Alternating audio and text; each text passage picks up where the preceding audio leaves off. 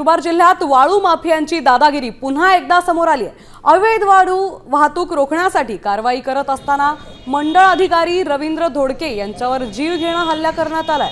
वावत परिसरात कारवाई दरम्यान वाळू माफियांनी घोडके यांना लाकडी दांडाने बेदम मारहाण केली आहे। या हल्ल्यात घोडके गंभीर जखमी झालेत, तर त्यांच्यावर सध्या उपचार सुरू आहेत।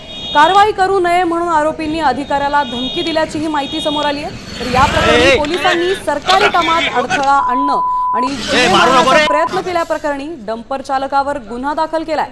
दरम्यान मारहाणीचा व्हिडिओ समोर आलाय, त्यामुळे जिल्ह्यात मोठी खळबळ उडाली आहे।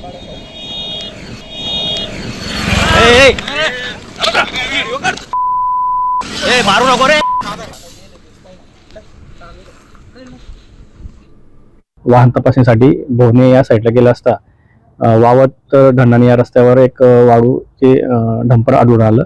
ते आम्ही थांबवलं, तर त्याचं ड्रायव्हरला विचारल्यावर त्याच्यात वाळू आहे बा असं त्यांनी कळवलं आणि मग आम्ही त्याला पावती वगैरे या संदर्भात विचारणा केली असता त्याच्याकडे कुठलीही रॉयल्टी वगैरे काही आढळून आलेलं नाही।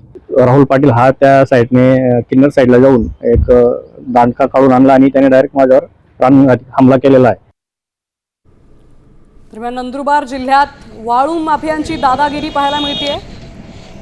जीवे मारण्याच्या प्रयत्नांसाठी आणि सरकारी कामात अडथळा आणण्याप्रकरणी डंपर चालकाला आता गुन्हा दाखल करण्यात आलाय त्याच्यावर।